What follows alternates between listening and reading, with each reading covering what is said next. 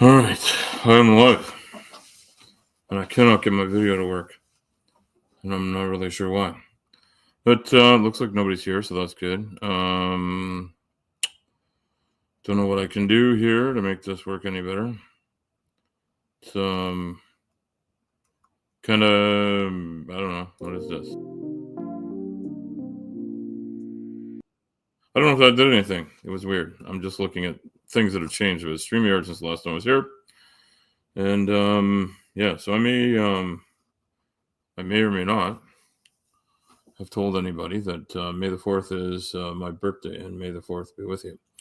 And so I have decided that I'm going to do a birthday stream.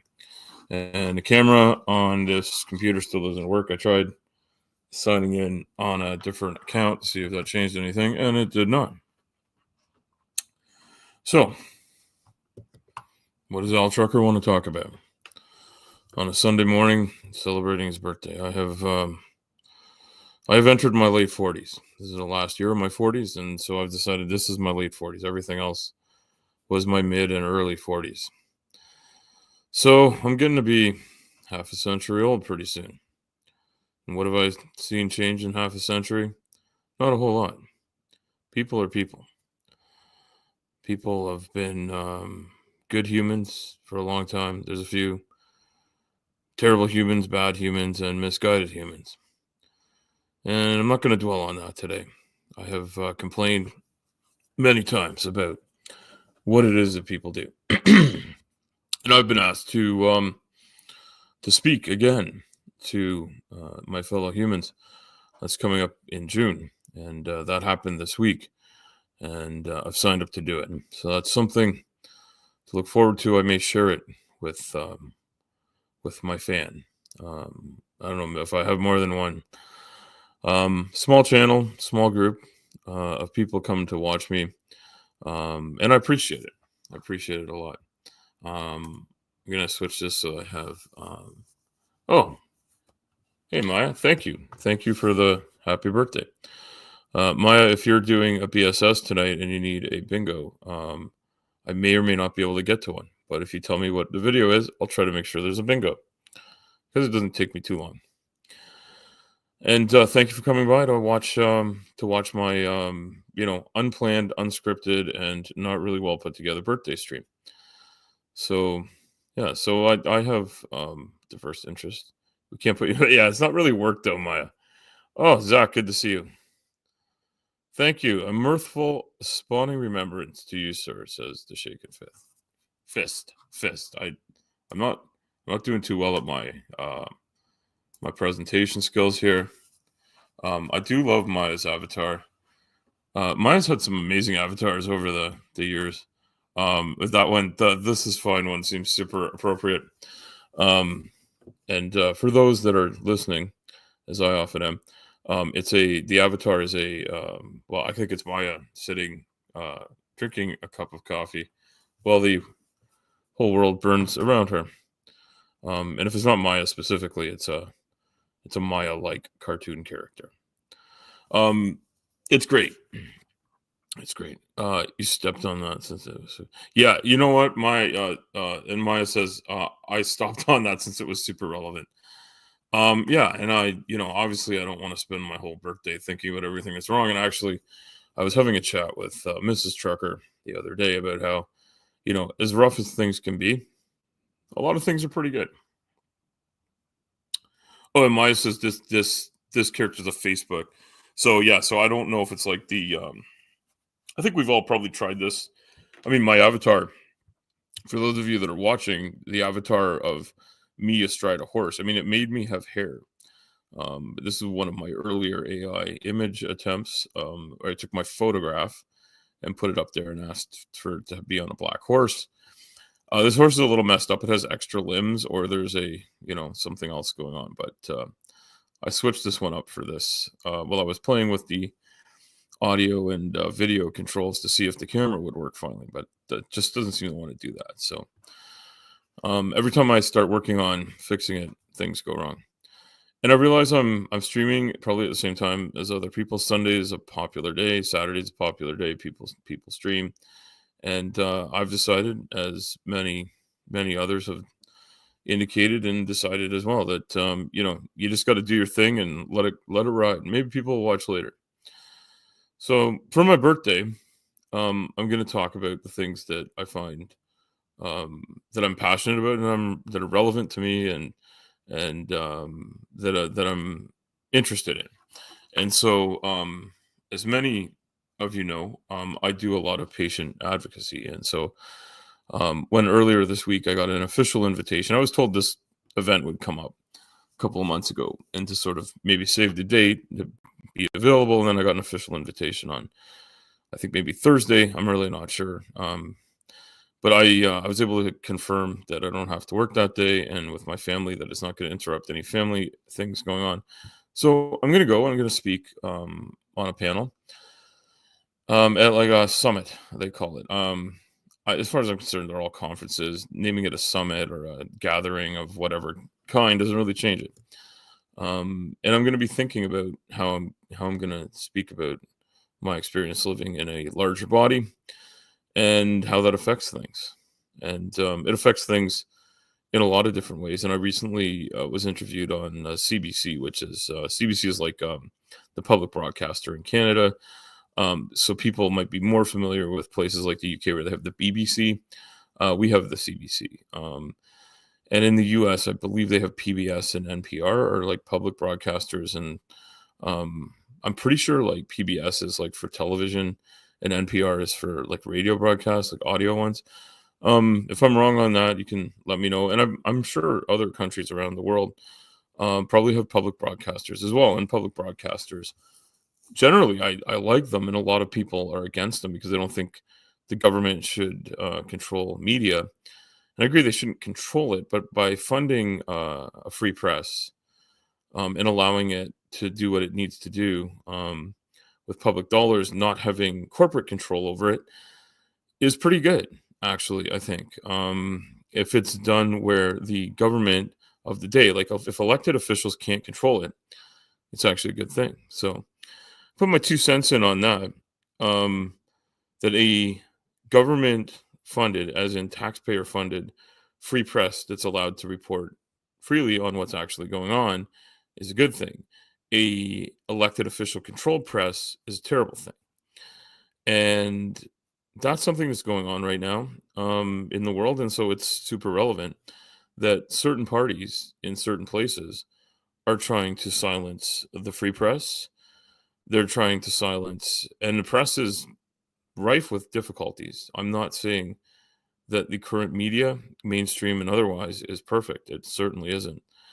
But when voices are silenced or steered in a certain direction by those in power, there's something wrong. And that's been going on for a long time. And the way to fix that isn't to turn off the press and suppress it. The way to fix that is to help rebuild it and shore up what's good, rebuild what's bad, and direct things to be real. Is that an impossible task? It might be. It's a complicated web. To pretend that there's no nuance to these things is ridiculous. In the last short time, Canada's had an election. I believe Australia's had an election. And my understanding is some of the mindsets that affected my neighbors to the south, the USA, have started to wane in other countries like mine, in Australia, and probably around the world, where they see what can be bad in what is often called right-wing politics, conservative politics. The things that aren't great about that have come to light in a way that maybe people are pushing back against that. And some people say, and I don't disagree with them, that like spending money freely without looking at where it's going and being careful with it isn't a good thing. And so if your party politics is synonymous with the suppression of rights and freedoms, but it's also the only one that's economically viable, then you got a real problem.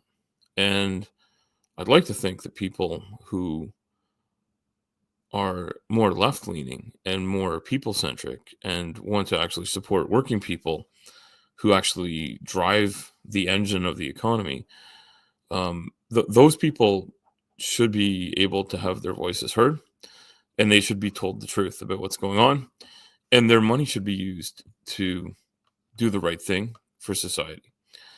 And it should not be that being left leaning in your thinking is synonymous with waste and abuse of taxpayer dollars. And I know lots of studies are done where people say, hey, it's actually these people that are always preaching this don't actually do that. They actually spend more money more frivolously and with less good benefit.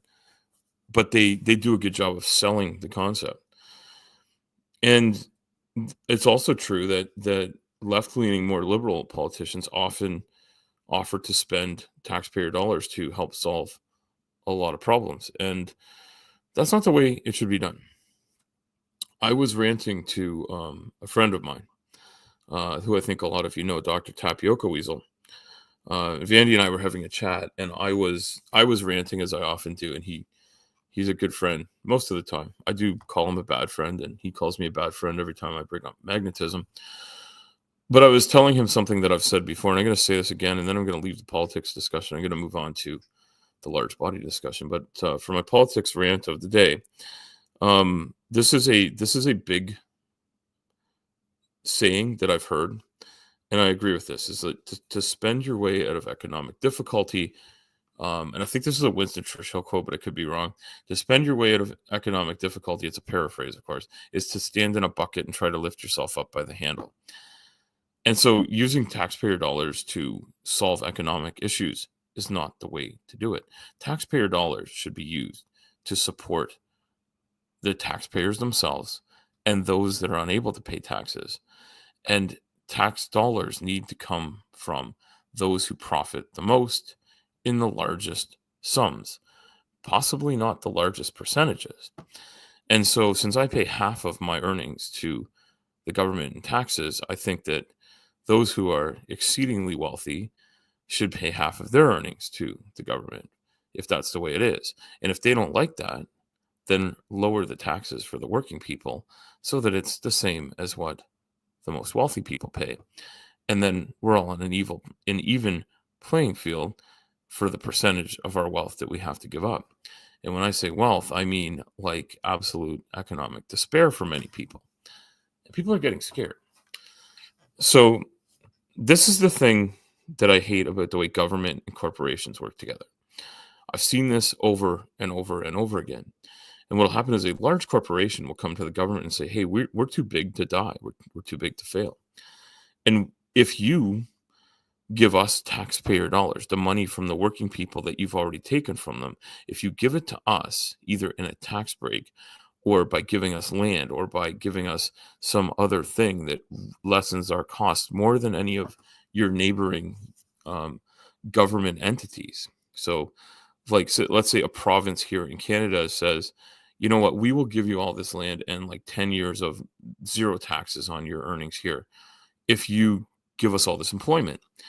And so what ends up happening is the corporation is bribing the government with taxpayer dollars in that they will be able to tax like 2,000 more people for a lot more money because those people otherwise would be unemployed, underemployed, underpaid, etc.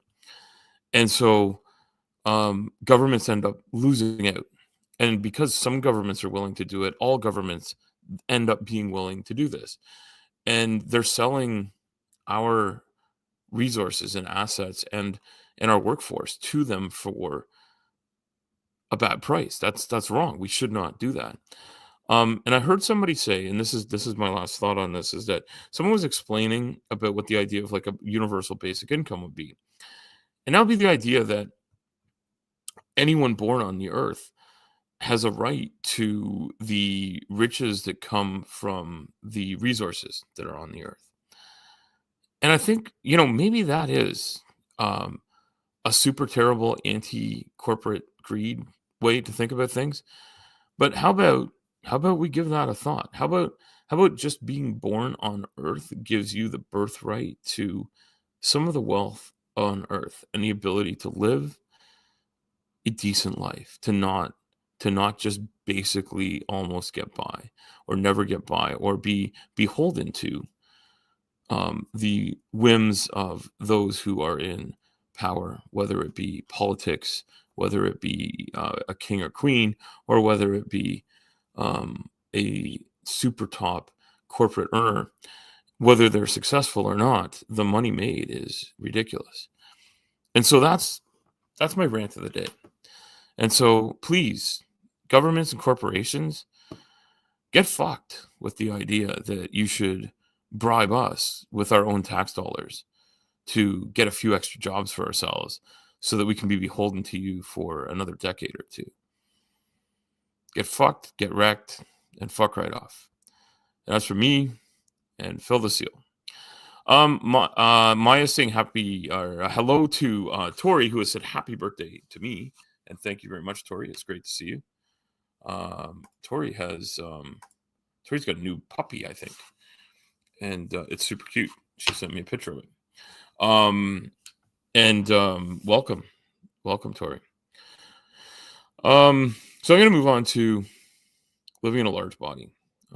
This is something that's happened to me a bunch of times, and I'm going to try to figure out what to do with this. This is something that happened to me this week. So I took my son to his swimming lesson this week, and while we were leaving, a very young child made some comments about how large my belly is, my belly is enormous.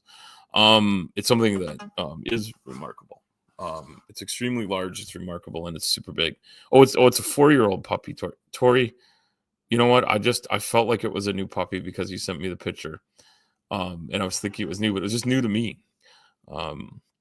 Yes, and our puppy, Layla is our dog, and Layla is 5 years old as of very recently. I forget the day. It was really recent. We gave her some presents, and she ripped them apart, and I think she ripped the presents apart. She ripped the paper off of them and then ripped the presents apart because they were like chew toys.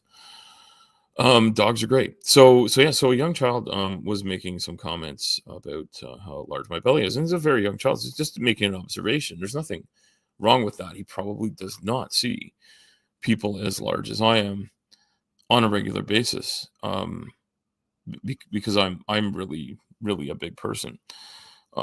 It's really hard for people to sound like that. Yeah, Delilah is the name of your puppy. That's great, Tori. So I've thought about this because this happened to me like probably, I don't know, a couple dozen times in my life where a very young child is just looking at something and commenting on it and wondering what's going on. Well, what it is that I live with a disease called obesity, and it makes me very large. It makes my adipose tissue accumulate around my abdomen in a way that is not super healthy for me or almost anyone. There are people who live in larger bodies that are quite healthy, and that's another conversation. But what I've thought about is the fact that like I do go and speak to medical professionals about better ways to help people like myself that live with a disease like this. And I also like to talk to other people. Like if someone brings it up, I like to engage them in conversation about it. And so, I actually was on a flat earth forum type thing a couple of weeks ago. And a guy was making some ridiculous comments about my profession and the fact that we're all a bunch of fat guys that do this job. And it's true that we suffer obesity at a higher rate than the rest of the population. If you look at like our group is a group of laborers involved in a particular vocation, and then look at our incidence of obesity, it is terrible. And there's a lot of reasons for that, like structural reasons about the way the job works for many people. But I took umbrage with the assertion that that's why I'm overweight. I actually have lost weight since becoming a trucker, about 70 pounds or so. One might wonder about that. Now, I don't know if I'll share it here, but I may share. I shared it with Dr. Tapp and a couple other people, and I may just actually share it on like my local page or something, and people can come by and have a look at because I just got my license renewed because it's my birthday. And every 5 years here, you get a new picture just because they expect you to age and change a little bit. And So I was the 70 pounds heavier in that picture, and 5 years later, it wasn't 5 years of actual weight loss, but that's where I'm at, and I appreciate the congratulations, and I'm this is not to put down the congratulations at all, but thank you for that. And I'm just going to point out that, and this is not to push back on the congratulations, but I find it interesting that's seen as a major accomplishment. I'm still the biggest man in any room I go into, and I appreciate the sentiment behind the congratulations. And I'm not telling you not to congratulate people on successful weight loss, because it's a lot of work. It's a tremendous difficulty to get through. Um, so here's what I'm going to bring up to people is that I wasn't a worse person then, right? It's not like I won the lottery or something. I mean, you could say I won a bad lottery in my genetics and my disease state. But this is a disease that people perceive a certain way, and so there's this idea that I've won something by losing this weight. I've become something different, something better, and that's something that's apparent in the realm that I see a lot of my friends in the anti-MLM group run up against. This is a very common thing, and I've been wanting to talk about this for a few weeks. So, Tori and Maya, certainly I see in the anti-MLM chat group, specifically DC, who I think DC is she was my gateway drug, if you will, to the anti-MLM movement. And since then, I've run into and come to like not just DC, who does amazing content. I definitely highly recommend DC. Say hello to DC's name of her channel. Erin Bees, I believe is how you pronounce it. Is another that I've run into. Julie Anderson, a fellow Canadian who does the anti-MLM content. There's another lady named, I believe it's Savannah Marie. I'm pretty sure that's it. Savannah, anyway, for sure is her first name. But I think it might be one of those like double names, Savannah Marie. And I've come to really enjoy all of those creators, and there's a few others out there I'll listen to from time to time. But those are the main ones I like to listen to. I like their presentation style, I like the way they talk about this stuff. And there's actually been this huge, I'll call it a big kerfuffle in the anti-MLM movement against the anti-MLMers who are outing the terrible behavior of this one company. I wish I could remember their name. Is it Nueva or something like that? I don't want to say the wrong one. But I actually saw. I'm gonna find it because here's DC. She might have it here. I know she's talking about this hydro shot thing she was talking about, but there's this other thing. And she's putting nuggets over everybody. Chicken nuggets over their faces because it's Nueva reps, yeah, or Exmodair. Is it a Nueva? Might be the pronunciation. Anyway, this Nueva product, I don't even know they don't have a product. They're selling a pyramid scheme. It's a fucking pyramid scheme. Yeah, I know, and I appreciate that. No, and this is not like this is this is a lot of work. And the reason why I need to lose the weight is this Julie Joe. Yes, Julie Joe is quite good. I haven't watched as much of Julie Joe. And yeah, no, I'm not putting this down. It's an interesting thing that those of us in the obesity sort of support network that I'm in the patient advocacy and for people living with diabetes, both type 1 and type 2, I've gotten quite involved in.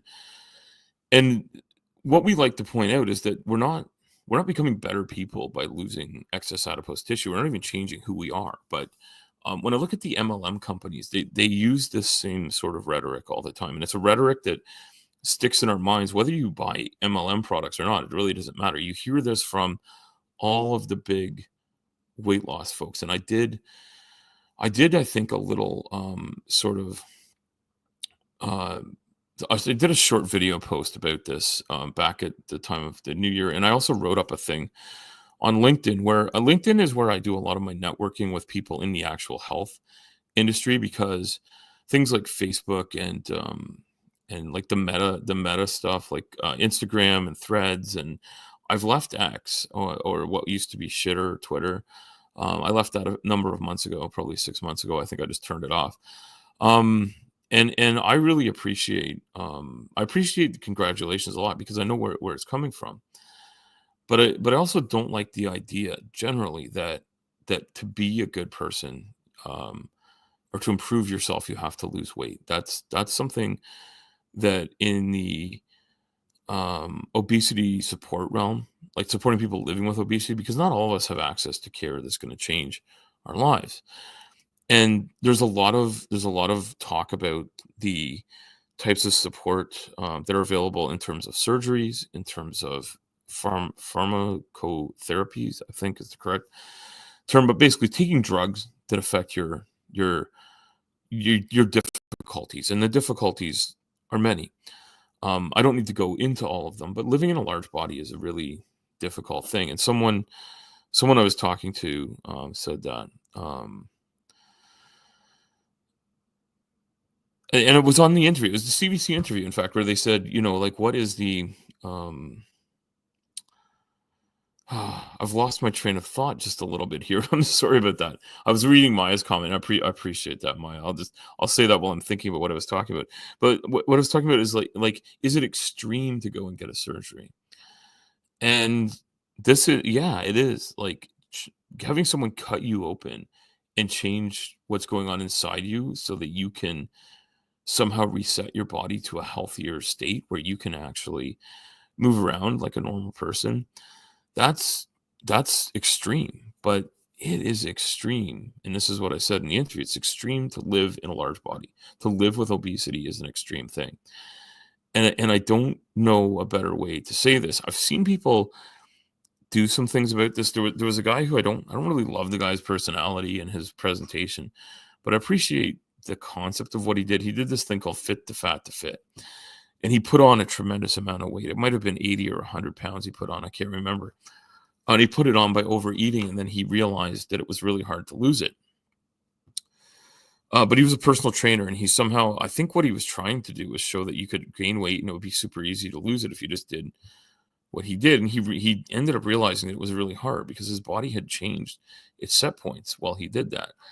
But he did this as an adult, and it's way easier as an adult to lose a few pounds that you've put on as an adult. It's a different type of weight loss than when you start out as a child living with obesity, and a teenager living with obesity, and then a young adult living with obesity.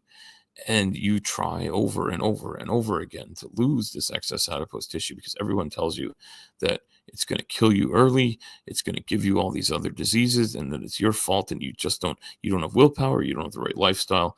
And all that rhetoric lives inside our heads.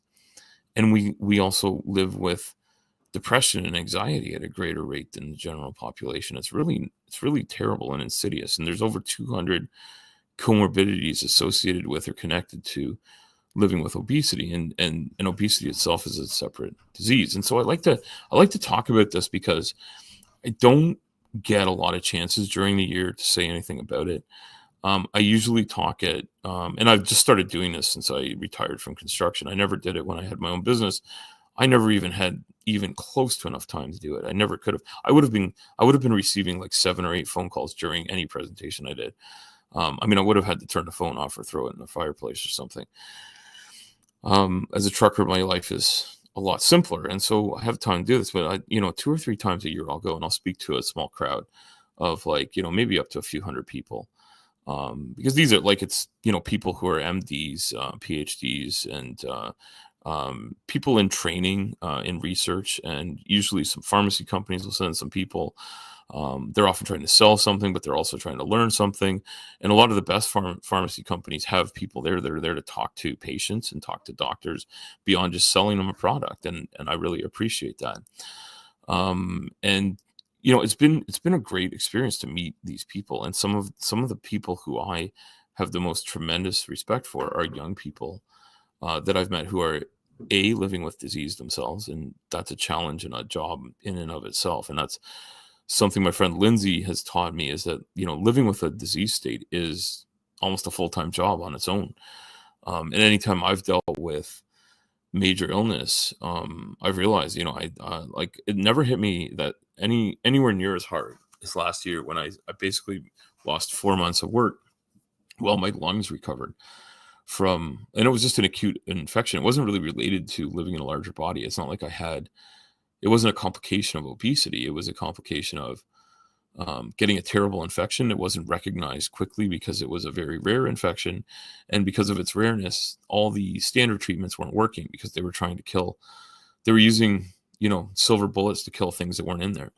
And so the silver bullet went through me, but, and didn't hurt me necessarily. It might have destroyed my gut biome or whatever, but, it didn't solve the problem for a long time. And so the damage was being done. Being not damaged takes a long time to recover from. And that was just one thing. And being in a larger body didn't make it easier. And I am in so much pain this week. I've never had more physical pain than now. It hasn't been a year, Tori. It was, I think I got sick in July or August. It was the August long weekend last. It was August. So it was August, September, October, and most of November that I was off. And I went back to work late November, sort of part-time. And then I lost my job the first week of January. And then I got a new job the third week of January. But it's been hard. And, the other day I had to do something exceedingly physical at my job. Like I had to work a lot quicker than usual. And you know what? It just I realized my lungs still aren't recovered. They're better than they ever were. I couldn't have done it. It's my birthday. Sumami, welcome. Sumami, viola, bass, violin, cello. Sumami, thanks for coming by. It is my birthday. May the 4th be with you. And Sumami, welcome to the chat. I'm going on about my life in a larger body right now. And so I actually went to the doctor yesterday and talked to, thank you so much. Sumami is saying happy birthday. There we go. Yeah. So like in last year, once I got my sort of lungs back to the point I could talk, I was doing a lot more streaming. I was doing a lot more artwork and songs and stuff. And I've kind of stopped doing that for now. I'm probably just pausing it right now. I haven't had the time. Work's been getting busy, which is good because I need to make more money. I'm just trying to climb out of a pretty deep hole. And yeah, so going to these conferences is great because I meet people that are just amazing.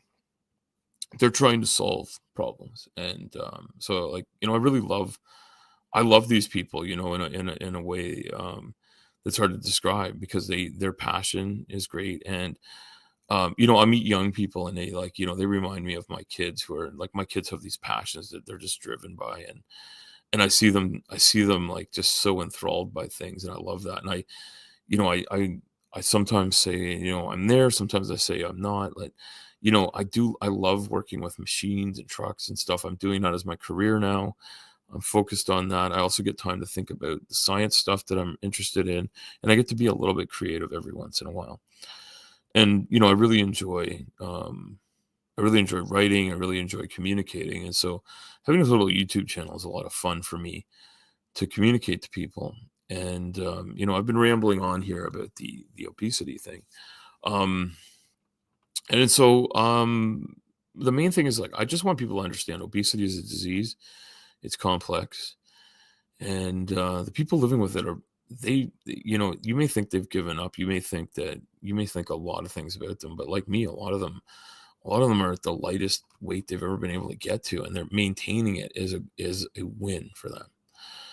And what I was going to talk about is like the best way to explain this to someone who lives in a standard body or what we call normal or average, but like it really, we don't like the word normal because like there isn't like a normal human. There isn't a typical human that is the perfect human. We've had that idea in the past, and insurance companies have certainly used it against me that I'm too big. Like, I've been upset that, the insurance company offered me insurance on my mortgage where like if I'd been sick with this lung disease, it had nothing to do with obesity, but they wouldn't give me any insurance at all because of my BMI. They just said my BMI was too high to insure me. And so they couldn't even have like an option to give me insurance where like if I lost work because of obesity, sure. But do people understand what it's like to carry this actual physical weight? Because it's not, there's the mental, you might be able to understand it because most people have had some sort of mental abuse in their life somewhere along the line. Someone is beating up on you for some stupid reason, right? Something that you don't really have control over. And one of the things about living with obesity is that people assume that it's a choice, right? People talk about it in terms of like, well, you chose this, but you eat too much, you're a binge eater or whatever. Yeah, some people do have food addiction issues. And the thing is, what's difficult for people like myself is that we a lot of people living with obesity eat smaller amounts and better quality food and they put a lot of effort into eating well and being healthy, and yet have no positive results from that. And yeah, no like there are physical effects from addiction too. And a lot of people living in a larger body will turn to other ways to help deal with stuff because a lot of depression comes from it. And I think a lot of people can understand that. Like people are teased and bullied and whatever for so many stupid reasons. And we have structural racism, it seems like in my mind we have it. I know some people say no, that doesn't exist. It's not real. And it may be that like you talk to lots of great individuals who don't actually handle things that way. But when the system just won't let you get ahead because of some stupid thing, or give you any protections, it's really shitty. It sucks. Hey, Commander, welcome. Welcome. Deep State Annex, of course, is Commander, and welcome and thank you for the happy birthday. Appreciate that. Yeah. Yeah. Okay. Sumami, I'm putting Sumami up here because she says something quite interesting. I find it interesting that people perceive me as healthy because I'm thin, but I'm doing internal damage to my body through my nicotine addiction. Yeah. And in February 2nd, I celebrated my 20th anniversary of not smoking cigarettes. Yeah, and Sumami, you certainly no more healthy than someone struggling with obesity. Yeah, if you smoke a lot, and I smoked a tremendous amount until February 2nd, 2005. I had my last cigarette. And that's a thing I celebrated in February because like 20 years without smoking was pretty big for me. People that knew me 20 some odd years ago would not believe that I no longer smoke and haven't in 2 decades. Nicotine addiction is huge. It's a very strong addiction, as are others. And people like to put out there that it's hard to give up. And there's this assumption. I'm not saying Sumami is making this assumption. I'm just pointing out one of the reasons people live with obesity can be from a food addiction or binge eating disorder. And I've been investigating that for me, and I'm quite certain I don't have it, but I do have some other disordered eating, right? Oh yeah, Tori, this is 100% true. Okay, so I'm gonna put this thing up that Tori said, and then I'm gonna say something else. Because I had a point I was gonna make 5 minutes ago, but I just tangented my way away from it.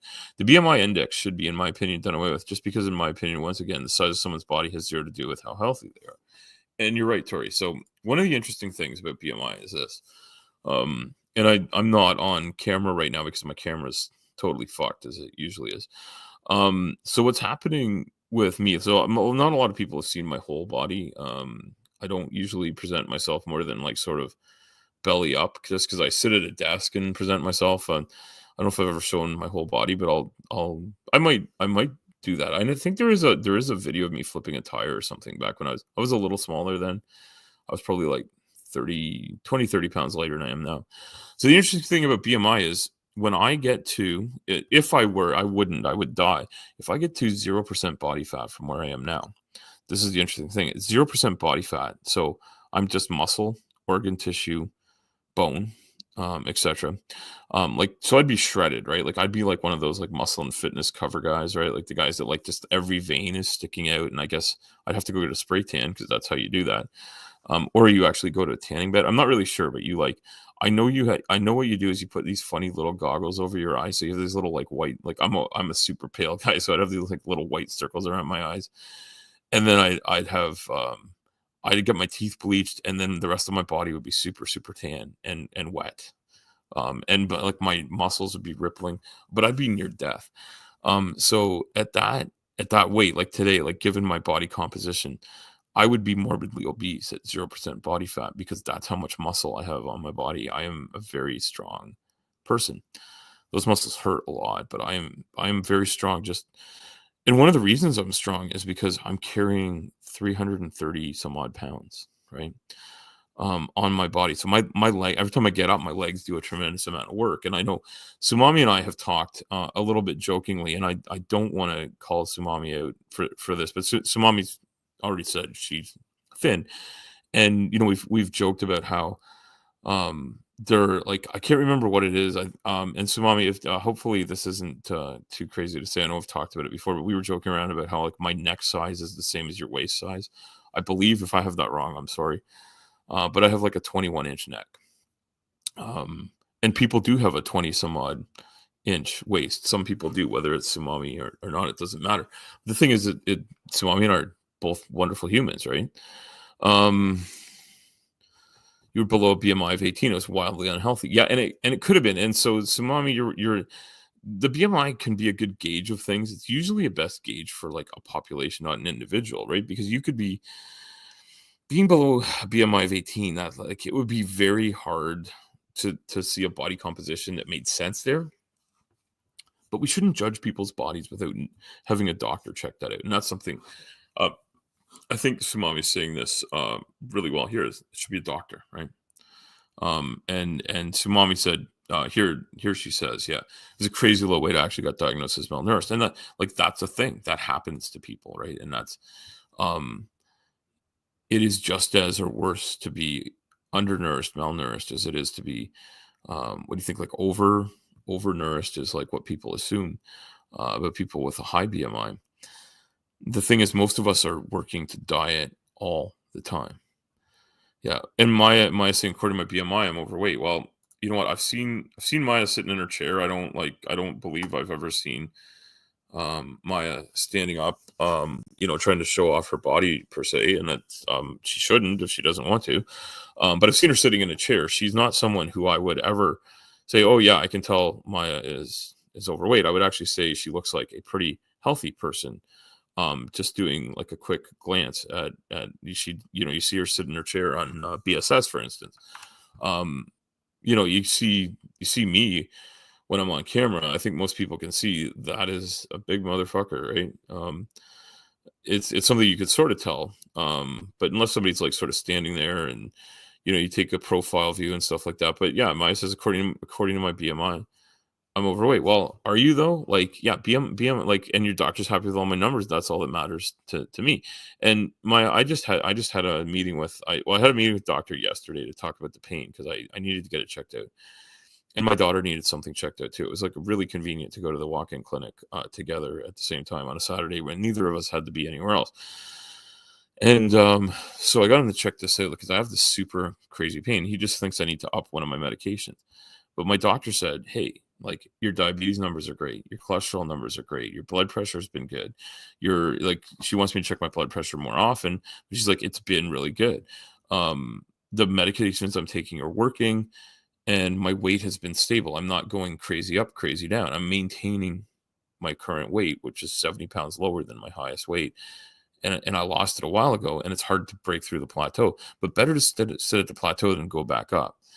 And so my eating habits are good. My numbers are good. The food that I eat is good quality. And so I'm doing well. And hopefully I can go get the surgery because I think my body needs it to push through that. And Sumami points out you can be, and I'm going to put up with what Maya said here. I think this is really good. I read this, but my doctor's happy with all my numbers. That's all that matters to me. And absolutely, Maya, that's right. And Sumami says you can be malnourished and be overweight.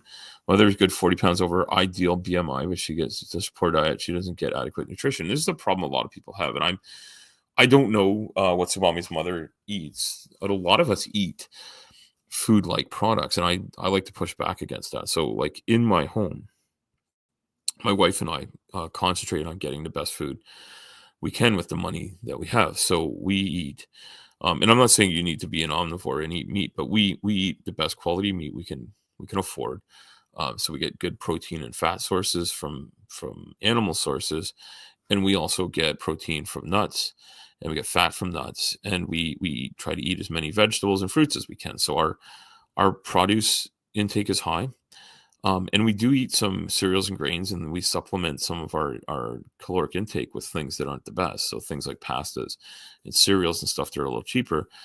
And we do more of that now that we're working a little harder to make money right now, because of me being sick last year. But we're gonna get there, and we'll probably do that. Um, and this, yeah, no, and so, mommy, this is something. So, like, I mean, I'm a guy, so like, I'm being a red-blooded Canadian male. Like, do I like boobs? Sure. Like, but this is something true, and this is something I deal with this in a more medical, clinical way when I talk to people about, like, women's weight distribution is different than men's, and women can be quite healthy and carry quite a bit more fat percentage than men. And we do talk about this, like when I go to conferences and stuff, that women get judged for their bodies probably in a worse and more common way than men do. And it's not easy to be a man in a really large body because people make comments about your body all the time. And I'm sure women are tired of hearing me complain about it, because they get it all the time, right? I get it a couple times a week. They get it probably every couple of hours. And so mommy points this out. So she says, I swear boobs can count for like 10 to 20 pounds if one is well endowed in that area. It could be even more. So mommy, depending on the person that we're talking about.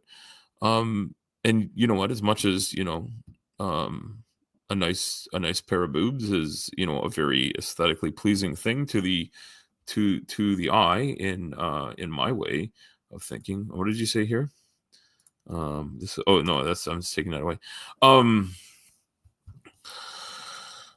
And so mommy also said she'd have to fight her mother. I think she was saying there would be like a physical brawl if she took away Nutella cookies. Yes, you know what, the hazelnut chocolate spread is a popular item. There's actually a Ferrero production facility not crazy far from where I live. I can't remember what city it's in. I drive by it sometimes. Um, and yeah, so women just naturally have more fat than men, generally speaking, and they carry it in different areas. And the thing is, it's not unhealthy to have extra fat in the breast tissue. And also, women tend to have slightly more rounded buttocks and waist, hip area. That's kind of typical, and it doesn't. The research is done shows that carrying excess adipose tissue in the breast and posterior region for most women doesn't have a negative effect on their overall health in the way that getting excess adipose tissue in the abdomen does. And that's something that I struggle with. And the reason for that is because of the pressure and displacement of the organ tissue when you have adipose tissue that's not just subcutaneous fat. I forget the name of it. Subcutaneous is the stuff that's just under the skin. So the stuff that makes you a little softer under your skin than someone who's like totally shredded and all you feel is like muscle and vein. That subcutaneous adipose tissue isn't unhealthy generally until it builds up to the point that it's negatively impacting certain things, like maybe your joints. Like my joints are in terrible shape for a bunch of reasons. But yeah, the excess adipose tissue that develops in the abdomen seems to do the most damage and the most endocrine disruption. And so, yeah, and men tend to put on that abdominal adipose tissue in greater percentage numbers than women do. But once women start to develop obesity, they tend to also develop that high abdominal fat, and it also can accumulate in peri and post menopause in a lot of women. And so that's something that doesn't get researched well, and it's something that I'm trying to push ahead that agenda so that it becomes a more important thing, because women who are post and perimenopause shouldn't be ignored. They're typically some of the most wonderful people that I meet. A lot of the people that I meet and work with are, retired or semi-retired. So they're a little bit older women who are post-menopause. They've maybe had their children. They maybe have grandchildren now. And they're tremendous contributors to society in so many ways. With their knowledge, their work, for the ones that still work are generally doing really important jobs and helping people a lot. A lot of the ones that I've met work in medicine. They're just absolutely tremendous. And they get ignored by the medical establishment in a lot of cases. There's no good research. There's no good medications. There's no good treatment therapies for issues they're having, and the ones that have been tried in the past have actually made things worse. And so I like to push for better treatment of them. I like to push for better treatment of myself and men too, because men have a different problem. Women will go and ask for help and be refused help or ignored, or just waved away. Men will go ask for help, and I think in some ways, like if we show up at the doctor, they think there must be something wrong because men will not ask for help, and we don't show up at conferences, we don't speak for ourselves, and we don't speak up to the doctor and say, "Hey, this isn't right. I'm feeling sick. I'm feeling pain. I'm feeling ill. I'm feeling uneasy." Whatever it is, men get taught to suck it up, Buttercup, right? And women get taught that too, in slightly different ways. Um, but when it comes to healthcare, men just ignore their own health. And if a man isn't married or with a woman, they're far more likely to get zero care because they almost need a woman to like push them out the door or like drag them to the hospital when they're unwell. And if my wife was here and if Mrs. Trucker was here, she would be very upset with me discussing her because she doesn't want me to talk about her. But I'm not talking about her and her issues. I'm just saying if she saw me in distress, she would say, "You are a stubborn motherfucker, and you never go to the doctor when you need to." But I'm trying to get better at that. And hi, Dave. Dave, welcome. Captive Desk is here. Thank you for coming by. And this is Tsunami said a couple of like just amazing things here. I didn't realize Tsunami would be coming by, but she's telling us all the cool shit here. So let's have a look at this. I feel like the entire Western world needs to take nutrition classes. We mostly live off frozen foods, high caloric diets, such huge portions. It's very unlikely like the rest of the world. And unfortunately, Tsunami, that's not true. The Western diet has been exported to the rest of the world. We're importing their cheap plastic goods, and they are importing our terrible way of eating. And in Canada, we're slightly ahead of the US in our nutrition, but we have a lot of the same stuff. It's very, very similar. Europe is better, but not much better. And there are other places around the world where things are going badly. And eating food adjacent products for nutrition is not good. So we and people don't like blaming this, but like it's not even necessarily the cause of obesity. People like to correlate the two and try and find a causal link. There may be, but lack of actual nutrition and actual good material in the food you eat. Like and people hate this thing, like food is a fuel. Well, food is literally a fuel for the human body, for all animal bodies need fuel from the consumption of things, and plant bodies need to consume nutrients as well, and they get them from a different way, like they suck them up from the soil. But we all need sun, water, and nutrients.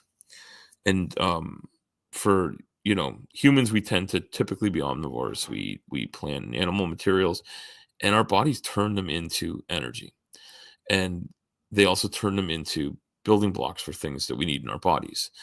So all sorts of things go on in our bodies. There's all sorts of processes that our bodies do to keep us alive. And it's complicated. But bodies people who live with excess adipose tissue tend to have bodies that have switches turned on that are like, I think there's going to be a famine just any time now. So let's start storing. And they never turn off those switches. Some of the medications that are out there are designed to sort of flip some of the switches to a different setting, so that hunger cues are changed.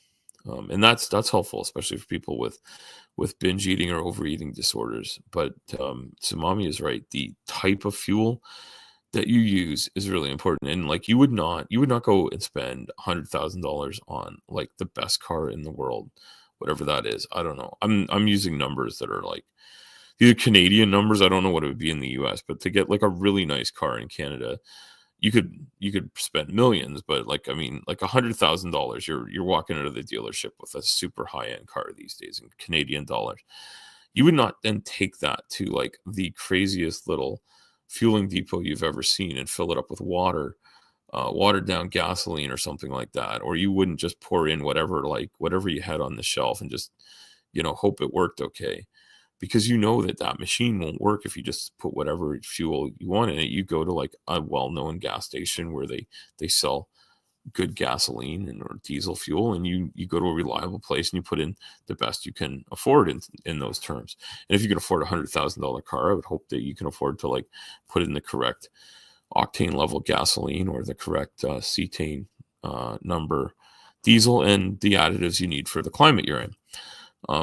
I won't get into truck discussions because I know Maya will run screaming with her fingers in her ears, and I don't know if she's still here, but Maya is one of those people that gets out to see everybody.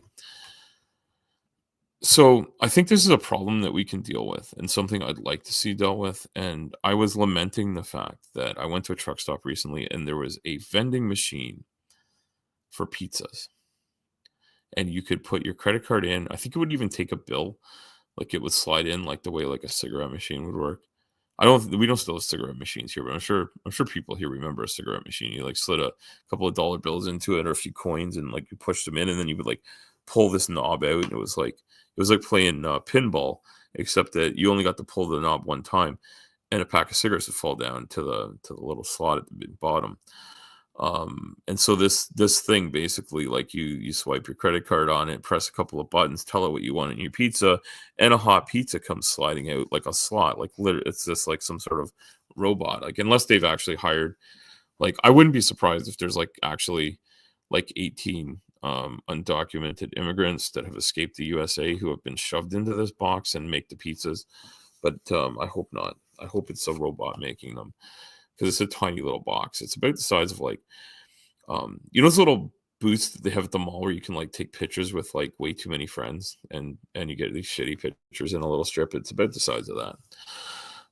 This pizza vending machine. Not really great nutrition. Although pizza, like a hot pizza's got some nutrition in it. There's usually some protein and fat on it, and you can get vegetables on it. I'm not sure if the vending machine one has any vegetables in it, but you know. And I do. This is important too.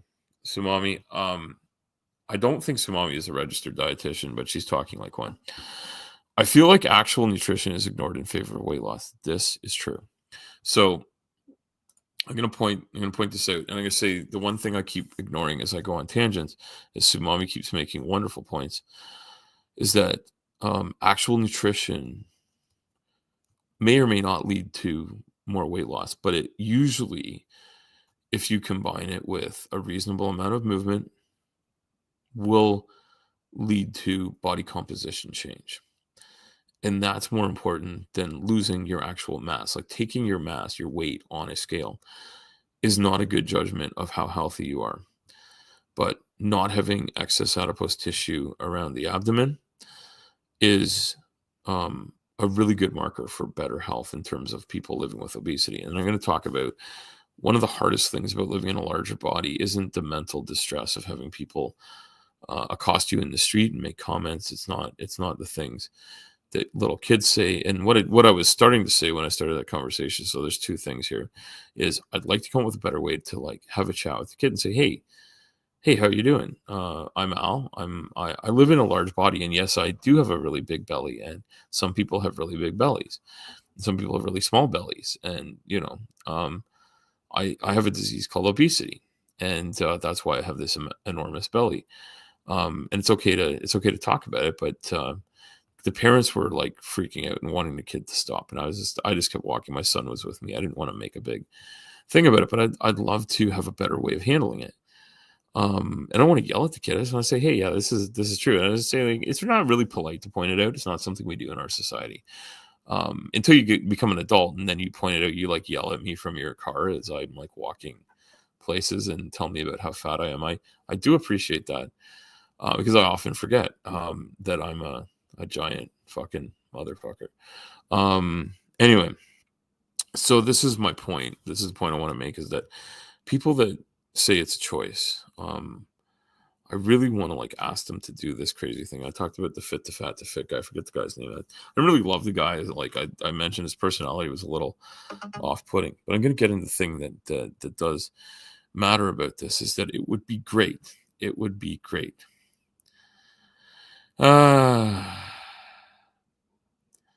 Here it is. This is the thing I want to say.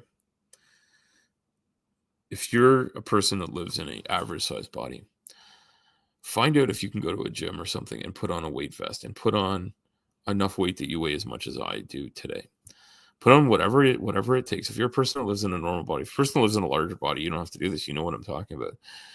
Put on enough weight that you weigh 335 pounds. Say that's a good number to approximate where I'm at. I do fluctuate about 10 pounds over any given week. But yeah, 335 pounds. Make yourself weigh 335 pounds by putting on additional weight, and wear it for about 5 hours. And don't sit down. Don't lay down. If you have to eat. If you have to use the washroom, use the washroom. Don't take it off though. Like you have to wear it in a way where like you never get to take it off. Do it for about 5 hours. I'd say do it for a few days, but you would damage yourself because your joints couldn't handle it. Do it for about 5 hours, and then tell me how lazy I am doing my job for 14 hours a day. That's what I want to say to people. I want to say like you think I am a big fat lazy fuck, and you say things to me that not anybody here, but this is the way people talk to me. Is I please live my life for just a few hours, see what it's like to live this, and tell yourself again that I choose this, that this is what I want for myself, and I live my life in a way that makes me this way. I don't. And Maya obviously is still here. Maya says, my daughter did that when she was 2 years old. I apologize to the guy picked her up and ran off. Yeah. That's, and Maya, I get it. I mean, it's the parents are usually tremendously embarrassed, right? That happens. Yeah, and so mommy, you're right. You can be a skinny, lazy fuck. And you can also be just like sort of an average sized person and be a lazy fuck. I don't think I'm a lazy fuck. I really don't. I work as many hours as I can. It's been busy. Last week was a little shorter work hours because I had one day where there was this one really short run to do. The rest of the week was pretty good, but like my paycheck would be a little lighter next week, which kind of sucks, but it's only going to be by like probably 6 or 7 hours, so it's not like the worst ever. But I'd had a couple where it was really high. I'd had some really good weeks where I was like maxed right out, so like full 70-hour weeks. That was great for my paycheck. So I'm gonna try to get some more. Right, I'm trying to keep working. Summer, like spring, late spring and early summer come, the type of work we do just picks up more and more and more. But every once in a while, you get a situation where there's just no way around it. You have to do like a 5-hour day. Yeah, Maya says she's not a lazy fuck. She's a lazy bitch. Oh, thanks for that, Maya. You know what? Maya isn't lazy. Maya is pretty amazing. So is Sumami and Maya have been like running the chat back and forth here, which has been fantastic. And I've also had some great input from Tori and in the last little bit. I know other people have come by. I don't know if everybody's still watching, and I know we've got people like Commander who's maybe out trucking like I do, but I'm off today. I'm off. I've been off my game too. I've been feeling like last week. I've been feeling so tired, so worn out, but I've still been showing up to work and doing what I can. But last night, I was in so much pain I could barely do anything, and I felt really bad about it. So, I'm trying to get better. I'm trying to take some pain medication, but there's a lot of pain medication I can't take because of my kidney. But yeah, no. Maya and Sumami, I know both work super hard. And it's important to recognize that not everybody has the same job. Not everybody's job works the same way. But like, I don't meet people who are like, I don't do fuck all. I never meet anybody that doesn't do fuck all. Even people who are, because I know I meet people who are retired or they're unemployed for some other reason, and that's why they have time to be online. But like, and Tori, I know has 2 jobs I know of. Sumami works, Maya works, Commander works. Dave, I don't know if Dave has like a regular day job. I've never heard him talk about it, and maybe I just don't pay attention. But I know Dave has a pond he works on. Dave's pond is pretty cool.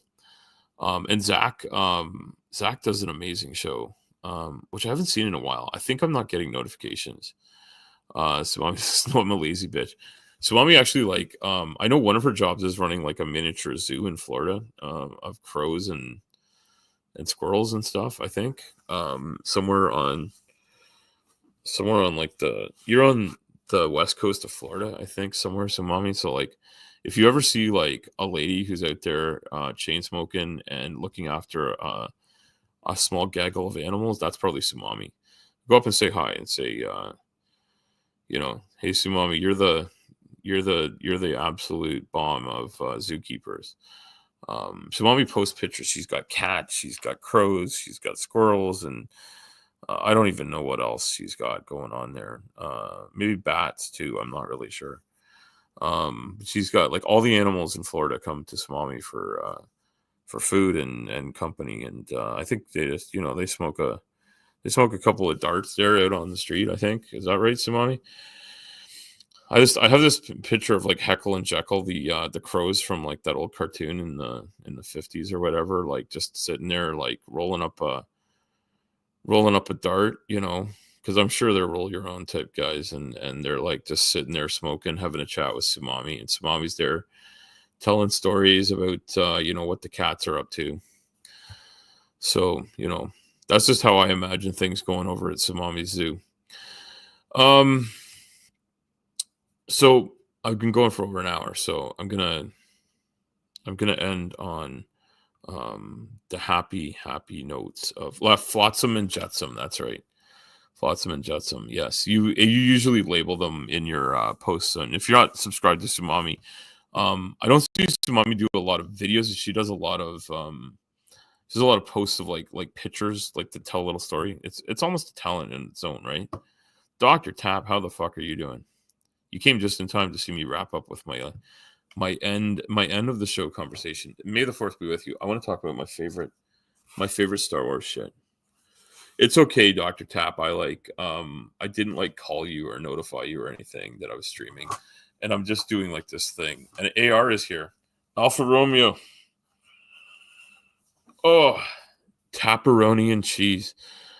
Are you telling us that AR is cheese? Tapperoni and cheese. Oh man, I think we might be Sumami should never shows up in my feed. Yeah, my YouTube doesn't know what I want, right? They think I want to watch Hey Trees, good to see you.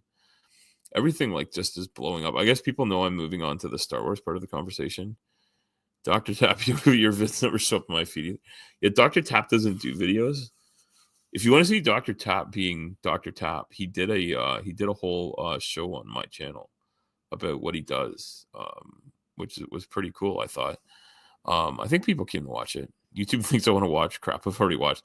That happens to me all the time. So I'll be watching some new video. I don't know if anybody else has this problem. So like one of the people I enjoy watching is Professor Dave Explains, and I've watched, I'm sure, like dozens of his videos over my lifetime watching videos on YouTube. But I'll be watching like another video completely unrelated to that. I'll be just driving down the road listening to it, and I have it on autoplay. And so I'll listen to a video, like something brand new that I wanted to listen to. It might be like I might be listening to BSS, right? Like I'm re-listening to the part that I miss after I go to sleep or whatever, and then it ends, and the autoplay comes on, and it's a Professor Dave video I've seen like 10 times because it just brings it back. And it's like, YouTube's like, well, this guy, all he wants to watch is Professor Dave. And they play that video. And if I get like distracted and just let it play in the background because I'm not listening to it anymore, because I've listened to it before and I forget to, get to a stop sign or something and flip my phone to the next thing. Because I don't like stare at my phone while I'm driving. I just let it go until I have a chance. And then I'll just press the button to the next video, or I'll but what I never do, like I'm the kind of person that wouldn't organize myself in the morning and say, I'm going to listen to these 10 videos because they're going to be fucking awesome. But I also keep my eyes open for the notification. And I have it set up that, or my phone just has it set up. If I hit the button of like a new one, I just, Maya, it should go the other way. You're right. You're right, Maya. Get Professor Dave explaining something. We got to get Professor Dave on PSS somehow. I think that's something we should work on. So what I thought I'd do for the end of the show, and I will invite people to come on and chat if they want to. I just want to do this for a short time. I don't want to do this all day. But if people want to come on, they can. So I'll put an invite in the thing if people want it. But I just wanted to talk about Star Wars for about like 20 minutes. So we'll make it an hour and a half long show. So I just want to talk about people's favorite Star Wars moments from the Star Wars universe to celebrate May the 4th be with you. Because I have some like favorite scenes that I love, like things that just changed my view of the entire world as a young child when Star Wars came out the year after I was born, actually. But I started watching it like probably at 4 or 5 years old. I don't know. I remember my aunt came over and showed it to me on a video player, which she had it was a really rare thing to have. And I remember that. And it's a super seminal moment in my life in becoming a Star Wars fan. It was a little bit scary, but I loved it. Yeah, AR says, yeah, really even shows my watch later playlist. Okay, so I'm gonna put the invite in the link. So if people want to come on, you can just do this. Okay, copy this, and then that work, and then I can put it in here, and I can paste it here. Yeah, I saw a vid. I actually just watched a trees vid. Where it's showing he's had a knife for 10 years, and he's done a lot of awesome shit to make it better, and I didn't watch the whole end to see if you actually liked it, trees. I don't know why I got distracted. I started loading the dishwasher or something and turned it off. I can't remember. That's something I do when I'm doing chores around the house. I'll put my headphones on and listen. But then my family wants to talk to me. They're like, "What?" Like, then they're like, "You're not listening to us." I'm like, "No, I'm listening to this. I'm listening to YouTube on my headphones while I'm doing some chores." I guess that makes me a bad person. I don't know. So put the link in there if anybody wants to come on and talk Star Wars. But I'm gonna start talking about my favorite Star Wars shit. So one of my very favorite moments in Star Wars that this changed my view of things is the Star Wars Episode 4, which is the first movie that came out in the 70s. One of my favorite moments was when Princess Leia is being quote unquote saved by Han and Luke. And she ends up having to grab the blaster and shoot all the stormtroopers. And I'm like, oh, this woman's a badass. And I'm like, as a kid, I was just like, yeah, this lady's got it going on. So I love that. I love that. I love that scene, and it's a scene that I've always loved the idea that like men and women can just like do shit. Like there shouldn't be these like gender walls between being able to do one thing and another. I mean, there's very few things where there's this thing, and I've always loved seeing women come out on top somehow. I don't know why. I love the idea that like I don't know that like women can just be whatever they want. It doesn't have to be pigeonholed. And I kind of love the idea that men could do the same, right? Like men don't have to be pigeonholed either. Like that, but growing up in a world where there was a super strong gender divide, and then going to places where like all the people that are trying to help people get better are women. It's amazing. Like some of the doctors will be men, like, but the most of the people that are speaking up are women, and so I kind of like women tend to be heroes a lot and not get the lauded for it. But I think Princess Leia kind of broke that mold a little bit, and I love that. So I love that scene. And yeah, Tree says, yeah, modified the knife, still love it. Yeah, and it looked like a really solid knife, like just like an all around good knife. And that's something. That's what I'll talk about knives for a minute. Well, people are thinking if they want to share a Star Wars story, and I have a lot because I'm a huge fan. Oh, we have a guest. So as I'm preparing to put the guest on the stage, does this work? Yeah, there we go. It's Dr. Tapioca Weasel. Hello. Can we hear you, Tap? Can you? Sorry, I'm Yeah, yawning. audio, which means there's probably a problem with my audio, which I can Yeah, fix. I mean you can. Well, Oh, there we go. Yeah, I can hear you now. How you doing, dude? I'm sleepy. Yeah, you're sleepy. Okay, well, I'm sorry. Yeah. I'm sorry to I wake hear- you up. I used the Force to wake you up and tell you it was time to like come and I stream. can hear an echo. No, there's an echo. Fuck. Okay. There's a way to fix that. Hold on. Touch of my appearance. Audio. Stereo. Echo. Reduce the mic background noise. Okay. Echo cancellation. It's on. Okay. Try it again. Is that better? It seems a little better. Okay. That's good. Yeah, it's better. Okay, that's good. I changed the setting. Toxic manhood, masculinity, BS sucks. Makes feel angry if you're secure in your own. Okay, so this is entries. I hate this term, but I realize people use it. Toxic manhood, masculinity, BS sucks. Makes me feel angry if you're secure in your own masculinity. It shouldn't matter what others do. And so what I say is like we got to remove the word masculinity from that because it's toxic masculinity isn't masculinity. It's just toxic. It's toxic behavior. So adding the word masculinity to it makes it sound like masculinity has something to do with toxicity. It doesn't. Being masculine means being secure, and being a man doesn't mean being a misogynist prick, right? It doesn't mean being an asshole. It means it can mean being strong. Being a woman means being strong too. Like, and that's kind of what I loved about that scene in the Star Wars thing. And yeah, and Tab, I can't believe you're awake at all. Yeah, Can you that's fair. prove you're awake? No, Okay. I'm not actually awake. I'm sleepwalking. You gonna tell us a Star Wars story, or you just came to tell us you're sleepy? I for some reason the one that popped into my mind was when they go in to rescue her and she's like, "Aren't you a little short to be a stormtrooper?" Like that line actually, I think, comes about like maybe 30 seconds before my favorite Yeah, scene. exactly. Yeah. No, that was yeah, Yeah, boring that's a good one. conversation anyway. That is a good one. That you know what that whole movie was kind of like a game changer for like sci-fi movies. I think in a lot of ways. That's to Luke, yeah, and Luke, yeah, to her brother, yeah. Of course, nobody knows it's her brother at the time, and there's like Yeah. this weird sort of like lusting of Luke towards Leia, but then he like I don't know. I guess he realizes things are fucked up. Anyway, she's better with Han anyway. Um, but there's a whole bunch of backstory that never gets told until like much later. It's funny, like it's kind of like Pulp Fiction, but with like there's never any closure. Because like they go back, but like you got to wait 25 years for them to go back and tell you like why this happened this way. Um, My but brother yeah, was super into the expanded universe before it all got um like Disney-fied. yeah, before. Yeah, yeah. So he was really into the legend stuff, I guess is what they're called now. The entire Hmm. canon before Disney. Um I don't know if I because was that into it, but I read a lot of the books. I read all the Thrawn books. Yeah, yeah, most Thrawn series and stuff. he Like, read at least 40 of them. okay, like yeah, It, there's a like lot of them. I, I own a few. I don't own 40 of them, but I probably have 15 to 20 Star Wars books that are not the original Star Wars stories, and I definitely have those in a book somewhere as well, like where yeah. the scripts are turned into like novelizations or whatever. But I think the original, like the episode 4, was actually I think a novel by or a short story type thing by George Lucas, if I'm not mistaken. There were some stories, like there were some books about Lando Calrissian and Han Solo.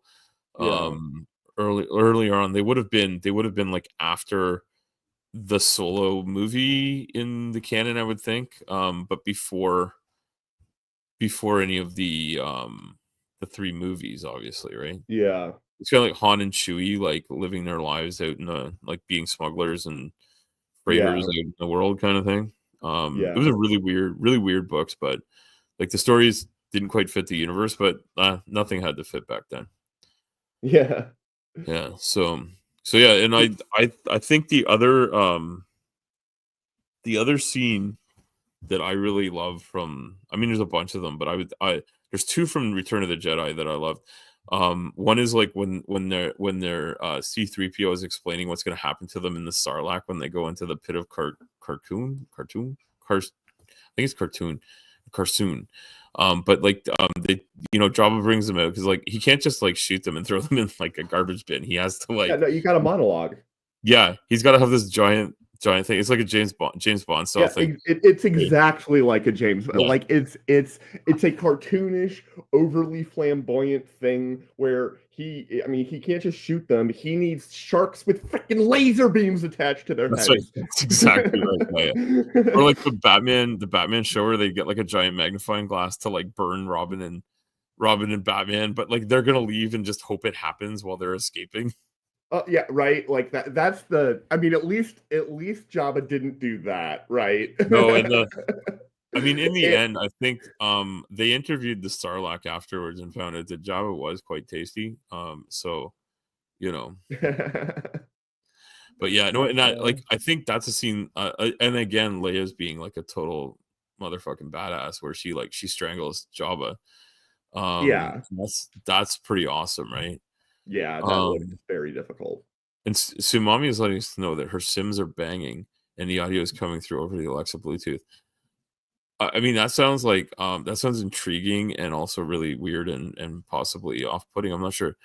Um, yeah, AR says Tusken Raiders were always interesting to me as a kid. They kind of freaked me out a little bit. They were always burning me. Yeah, and I think so. I think AR that was like the Jawas and the Tusken Raiders kind of like made me a little bit scared as like a very young child watching it for the first time, like when I was like 5 or 6. But like I loved everything else, and I loved the droids like R2D2 and C3PO were like amazing. C3PO is my favorite character. Yeah, In and the Sumami says entire it's franchise. off-putting, right? I mean, like, so, and Sumami, like, you need to let us know. Is this just some sort of pre-recorded thing, or like, are you able to like change the sounds that they make to like I suit think their it's like personality? I've never generic, played this game. like ooh, Like something, and like giggling, and it's yeah, like just sort of vague bedroom noises ASMR. yeah, the stuff that comes from the nonsense, the fakery of like mainstream pornography. Are we allowed to say that word on stream? Probably not. Who knows? I Yeah, don't know if YouTube ever it's finds out sim that I have a noises. channel. It's like it's they're not actual words. They're just like what? Well, I go Oh yeah, it's like in it's like when you're like one of the games that my family plays is Animal Crossing, and like when you talk to them, they make all sorts of fucked up noises. It's like because they don't speak a language. A simgasm, says AR. Yeah. Do they have a Star Wars themed sim universe where you like can like develop your own Rebel Alliance? Now I'm thinking about um Huts having the Jabba things having Like sex. Jabba actually having some sort of like coitus? Is that what you're talking about? Yeah. I Okay. mean, I Oh, guess look at the trees. I don't know if I'm gonna say this out loud. My family my family is upstairs, but like I'm sorry for those that are just listening. You're just Cleveland gonna have to steamer. imagine what was said. Yeah, that is so weird. Um, yeah, there is like the mainstream corn industry has the corniest version of coitus and noises going, and um it's so silly that like I can't believe it exists. And I sort of imagine the Sims being like I almost imagine the voices being sort of semi-electronic, like the way like 1990s like text to speech on a Mac was, which Like did we like the talk about way this? like the Like the way way, that Leia's voice modulator worked. yeah, something like that, but also like you'd sound a lot like Stephen Hawking. Oh yeah. Like Stephen Hawking's like like text to speech voice modulation thing having an orgasm, like I think that would probably be super weird. Yeah, look at the trees, like square pixel turds. Yeah, like I'm pretty sure like Minecraft must have like if the sheep and the pigs ever poop, they must poop out little square turds, right? The I never really pixel. played Minecraft. Oh, my son loves Minecraft. And we saw the Minecraft movie. The Minecraft movie was wait, I was expecting like kind of like a half-ass super shit movie, but Jack Black made it really cool. It had some music, it had some fun stuff, and the I don't know if the other actors that were in it were not like super famous to me. They might be like the hottest people of the day. I don't know, but like they were new to me, and I liked them. They did a good job. I had no Wombat's idea super there was a cute. Minecraft movie. Yeah, it's very new, and Gray and I saw it like a couple of weeks ago. Oh, I wasn't supposed to say his name. Mini Trucker G. Um, it's weird to do voiceovers. Yeah, well, it's because like some of them are done in foreign countries, and you don't want to hear people moaning in like a I don't know like a Czech accent, I guess. Although I'm sure that's probably sexy in its own way. I don't know if that's still the case, but back in the '90s, apparently there was like Czechoslovakia, which is now I think the Czech Republic, but like it apparently was the main source of pornography, corn. The Czech Republic was. Czech Republic, like it was Czechoslovakia back then, but yeah, apparently like they produced a tremendous amount of, and that might be why there's a lot of voiceover in it because they probably weren't English speaking. I don't know what Yeah, word like the the dialogue is never really all that important, right? yeah. Like although I do like if anybody watches Corn for the old like for the dialogue and the like watching the amazing work of the director of photography and stuff like that. If you want to come on and do like an interview and talk to me about your favorite stars and your favorite directors and stuff, Tommy Wiseau, The Room. is Tommy Wiseau the person? Yeah. that I should be interested? Can you get me? Can you get that? Can you get that out? Like, can you set that up? Does Maya know this person? No, no, God, no, no, no, no, God, no. No, because like Maya No, knows Tommy everybody. Wiseau was the guy who made the movie The Room, Oh, I which don't. has some sex scenes in it, but It it's not has a sex porno, scenes. but Okay. it does have some Oh, sex scenes in it it. wasn't like actual corn, but it was like Yeah, it's yeah. like the way you say Wiseau, it sounds like an American saying Oiseau, which is the French word for bird. Yeah, no, it's this ambiguously European dude who was convinced that he was like a genius filmmaker, and so he made The Room, and The Room is amazingly bad. Okay. It's amazingly bad. This It, is like okay, just so every single bit of it you show to an amateur, and you're like, oh, that you should have reshot that. that's just terrible. So I'm gonna say we were talking about Star Wars, and I didn't realize that Star Wars would always lead to talking about corn. I love what look at the cheese. I enjoy a good parody triple X. There are some amazing ones, and Star Wars has had more than one made. And I feel free to share if you've seen a particularly good one. Like it always reminds me of when Cheech and Chong do E.T. the Extra Testicle, and they have this thing where they're doing this like crazy like thing in a hotel room, and it's like this old style like French maid outfit, like woman is there somehow. I don't remember all the details, but it was super weird. And I don't think they actually got to any of like anything that was actually triple X. It was just really silly. Um, but I was gonna say that I have seen some really odd things suggested should be made into that. But I do remember I used to read magazines about this because like back in like my day, the internet wasn't something you could actually see images on. So people would print this stuff up in magazines. And the magazines would actually have like this whole little like thing about these are the videos that are going to come out and you can go check them out. And they had like a list of them and there were all these great things. I think one of the mini truckers may be coming down the stairs because I hear them vacuuming and getting ready for like my birthday or whatever. So I may not say extremely triple X things here, but I do remember like one of them they were recommending highly involved all the male participants were dressing up as aliens, and all the female participants were hot white women. And that was that was a thing, and but they like someone wrote like a column about what they went to watch the shoot and who was in it and talked to them, and then went and watched the movie when it was finished and wrote up like a thing that took like 5 minutes to read. And I was like, I do lament the days of when corn was like an industry that got like the press involved. You know, that's something that's missing now. Like when it's just like a quick thing on the internet. Star Wars Burlesque Show. Oh, Aunt Jer, welcome. The Empire Strips Back. That sounds awesome. Thank you for sharing that. Please go check that out. I'll be checking it out somehow. That sounds good. And it's not like burlesque is always like a little bit more highbrow than just like your basic corn. But some people put a lot of effort into this stuff, and I find it fun. And I know it's not everybody's cup of tea. And I think like if the people involved are consenting adults, it's totally cool. If they're not, it's totally not cool. That's kind of like I have a pretty black and white look at how that is, and yeah, other people have different opinions, and then it's good that people have multiple opinions.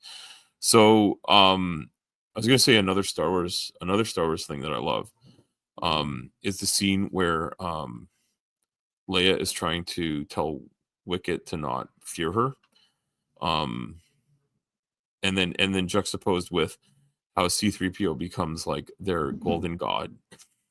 So Oh yeah. they have, like everyone like Leia makes friends by like sharing her military rations with Wicket and showing him that she's not like a monster that will eat or kill him. And then the all the other Ewoks are like rounding up all the other Rebel Alliance members and trying to roast them on a fire. Yeah, as like a sacrifice It's a to sacrifice, yes. They 3PO. obviously have some religious views of things. And the Ewoks was actually a cartoon when I was a kid, right? Like that was another thing that I remember having a lot of fun. I loved it as a kid. And it was actually they're pretty fun little stories. I tried to show them to Mini Trucker G, and yeah, he didn't love them, but he didn't hate them. And I told him that soon we will sit down and watch some more Star Wars together because I was watching with him a couple of years ago, and Mrs. Trucker said that she thought it was causing him nightmares. And I don't think that's true. They sword fight. Oh, with their chunk and make their that's just baseballs. what Yeah. they do in Oh, Spaceballs. hey, Tom. Yeah, and AR is coming up with some great. Yeah, make the room Mass Effect. Yeah, that would be good. I actually think I think like if they did like all the close-ups where all of the all of the male weaponry was like glowing rods, like lightsabers. I think that would sell, right? Like people would go for that, right? If everything was glowing like red, blue, and green. I don't know what would happen when General Grievous comes in the room. Welcome, Top Tester. Top Tester says hate trees, but Top Tester's also saying hate at me and everyone in the chat. So hello, welcome. So yeah, so I did say I would wrap this up in about an hour and a half. So, Tap, what's going on with you? Other than coming by to say hi and thank you, I appreciate you coming to share your thoughts here on my birthday. Well, not much. All right. I got BSS tonight. BSS is tonight. I have a super early start tomorrow, and I don't have the truck here. I have to like drive to the yard to get it, so I will not probably be doing that. Kyle Hill. Kyle Hill's awesome. Holy fuck! Which one is Kyle Hill? Kyle Hill's the guy with the like long Fabio hair that does science communication and is super hot on YouTube. Oh, and is he posts memes a lot. Is he the guy from the UK that is an ultra crepidarian? No, he's a cool guy. He's a pretty awesome guy. Okay, Kyle Hill's actually good. Yeah, his vertical videos. And Kyle Hill and I are engaged in a long-running epic battle to win Sumami's hand in marriage. I was unaware of this. Yeah, I didn't even know Sumami was like on the marriage rack. Like, I saw her first. Okay, I mean, I saw her first. You're married. But I'm already married. But Sumami's lovely. I mean, she would be on my list, but it's just like I've already gone down that road, and I'm exceedingly happy with my Timu Tap. Yeah, so I do want to say that if people are into hearing Tap, try to be reasonable with flat earthers, yeks, and other weird thinking people. Every once in a while, he's over at Omni's new thing. Yeah, no, Aunt Jer, I meant like as in like the rack price for diesel. Timu Tap with a large audience, but with a large audience. I mean, I'm a large audience, so how about that? Where's the little drum kit? But and I don't know. So no, like so when I say rack, like I'm talking about like so when you buy like diesel, there's like what they call the rack price, and it works for gasoline too. And the rack price is like what you pay to pick it up. Like you drive a transport truck into the into like the tank farm, and there's like and there is a rack that actually like has hoses, and you pull those hoses down and fill the tanks, and that's what they call the rack price. And then there's like the retail markup and the tax markup and stuff like that. And so when I say like it's on the rack, it's like it means you could go and get this marriage person. Keep me away from Flirts. It's bad for his mental health. It's bad for my mental health too. I've had like apparently I blew my gasket, but Tap, should I tell people why I blew my gasket on here? Or is that just gonna like because I did reseat my gasket, but I needed to lube it up, so you know it's kind of hard to do. But you always should when you blow out an O-ring or a gasket, you should always lubricate before you attach, right? Because you don't want it to bind up while you put the final turns on the screws, right? What do you think? Should I tell the story or no? Go for it. Okay, so this will be how we end the stream. as everyone knows, ending a stream for me takes about an hour and a half. So my hour and a half show may go to 3 hours, but no, we're gonna end with this, and I will remind people to watch BSS tonight, and I'll be having to watch next week, probably tomorrow morning at some point. We'll see how it goes. I know the thing I got to load up in the morning is gonna suck, and it's like in another place, so I got to drive a long way, and then I got to like load up a piece of shit. Come with a herd of cats, a dog, and 2 crows. See, I'm allergic to cats, so like that's despite the fact that I'm married, I also have the cat thing I couldn't handle. Um, there's only one type of cat I'm not allergic to. I won't get into that. Thought I blew a gasket was just tartar sauce in my beer. That's a great one, Trees. Yes, I get a lot of stuff in my beer. So okay, so I went to go talk to some flirts who were saying stupid shit about science, and I technically I'm a scientist, right? Tap, did we confirm that? Yeah. Yeah. Okay. So, but I also know a lot of scientists in real life, like beyond. I mean, obviously, I know Dr. Tap and a couple of people like Professor Rob Parks, etc. Like these people I talk to and consider to be friends or friendly with.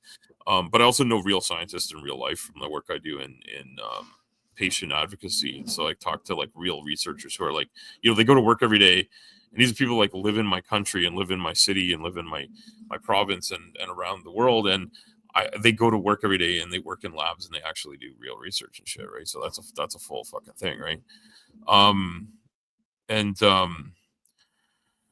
yeah, Sumami's I think Sumami's trying to get back to the corn conversation. I'm not sure. Top drove 5.5 hours to Kentucky just to find out the event stopped at big people 30 minutes before he got there. I mean, it's only 5.5 hours. It's not like you drove far. But that sounds like an annoying thing. Because I honestly, if I wasn't at work, I'd be upset if I drove like 5 minutes to something and it was fucking closed. It pisses me off. So I tried to have a conversation with some flirts, and I was like, this guy is like, what? I don't know if anybody remembers the CNC. It was like this toy where you pull the string and it would like move, like it would stop, like it had an arrow and it was pointed something. It would just move something out, right? Like it would move, it would hit the cow and moo. And so this guy's like he's a fallacy CNC. So like he has like 10 fallacies, and every time you say something, he just says a fallacy. And his fallacy was, so I said, I was starting this thing because I was saying, it's like, how do we know what's inside the middle of the earth and what's going on under the ground and stuff? And I'm like, well, aside from geology and other testing and things that are done, we have seismology. And I want to say that I'm a truck driver, not a seismologist. And I was about to say, so I may not use all the correct terminology, and I may not have like all the science 100% right. And this guy, before I could say that, he said, "Appeal to credentials, fallacy. You can't say that. That's terrible." And I'm like, "No, stop and let me say the rest of my sentence. I'm not appealing to credentials." He's like, "No, you are, because you said you're a trucker, not a seismologist, so it's an appeal to credentials." And this guy started yelling this out. So I was screaming at the guy, and I am really fucking loud. And everybody's like, "You're about to blow a gasket," and I'm like, "No, I'm showing you what it's like to have Gen CBR be a Glober."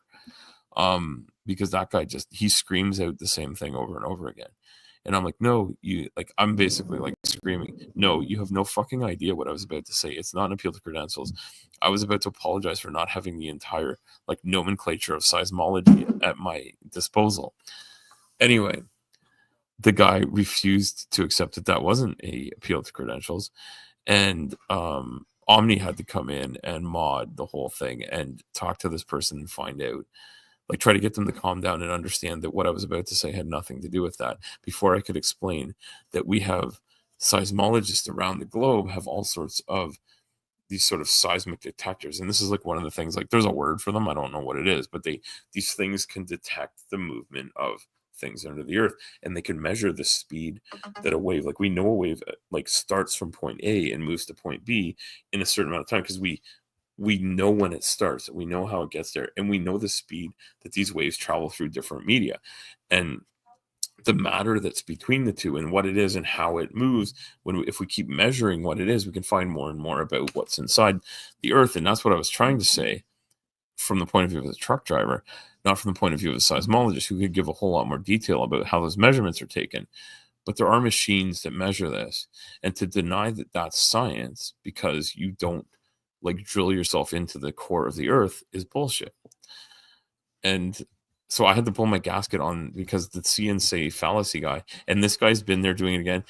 and I had a small chat with Rob and Coco over in Rob Parks's Discord, and I was like explaining with this. He's like, Rob's like, oh, I think I just met this guy. Does this guy keep on saying scientism and fallacy over and over again? And I'm like, holy fuck. Anyway, yeah, I blew my gasket, and then Omni, like, so I don't know if Omni is ever gonna make me a mod over at his channel because of my blow ups. He probably thinks I'm totally unreasonable. But you know what? Hug a scientist today. Because scientists are doing great work. And just because you don't believe in science doesn't mean it isn't actually happening. And it's particularly crazy to have somebody talk to you on a computer that's networking people around the entire globe, because people on that call, I know for a certain people in that room at the time were from Australia, the UK, Canada, and USA. Yeah, Omni has a Discord channel, Maya. Yeah, I invited you to it. Yeah, and Maya probably quite graciously declined, said, I will keep my mental health intact. Thank you very much. No, Omni is great. Omni's doing the best job that anybody could with this. But yeah, I blew my gasket at this guy for being so stupid. And being like, if you're gonna point out fallacies, learn what fallacies are. Learn what they actually mean. And every time I call you a fucking idiot, it's not an ad hom. It's just you're a fucking idiot. I don't think he does have a YouTube channel, but I don't think so either. Yeah, friend with Omni more so than I am. So I don't think he does, but okay. All right. And also Tap over talks people, and he's in a 5-step program to stop. I don't think you need to tell Maya that I overtalk people. No, I overtalk people too. It's also like, just in case people don't know, like when you're talking on the internet, there's like weird lags and shit. So like sometimes it's not rudeness, it's just like bad tech. Because scientists aren't real. They made something pretty good, but it's not perfect. So fuck all science. You're a scientism worshipper. Apparently, I say ho so much that Auto Carrot thinks that when I say worship, I'm trying to say horship. In that, like, I'm using boats to move whores around. Auto Carrot, you suck. A 5-step program, one for each weasel in the trench coat. Regios is here. Yes, that is a 5-step program. All right, so it is my birthday. May the 4th be with you. Watch Tap Maya and Kyle Hill.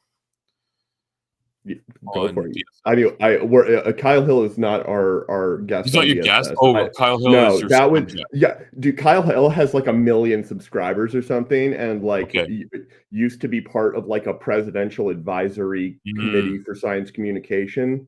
Yeah, before that was made illegal or something. Yeah, that's illegal. So yeah, no.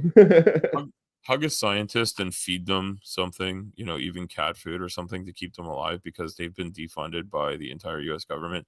Also, my condolences to the U.S. Hope things go. Yeah, thanks, Reggie, for the happy birthday. I'm glad you've been listening, Regios. I appreciate everybody that comes by. I know I'm not a big content producer, and I know like the stuff I talk about isn't everybody's cup of tea. But for those that enjoy it, please enjoy it. Hug your scientist. If you can't find a scientist, Tap is science adjacent. He's an anti-magnetologist. He's also a laser beamologist, and he's my quantum mechanic. And my quantum truck has been in for repair for a long time, so I'm starting to think he doesn't know what he's doing. Oh, Crystal, welcome. Thank you. Thank you for the happy birthday. Yeah, I'm celebrating tonight. I can hear my family vacuuming and stuff, and I feel bad. I don't help it clean up. So I'm going to go up and help. I did do some laundry stuff earlier, but I got to do some more and try to help be a dad and a husband and a helper around the house. So thanks, everybody. Love everybody here, and I'm gonna like hit the end stream button. And hope everybody's an awesome day. All right, and thanks, Aunt Jer, for the cakes.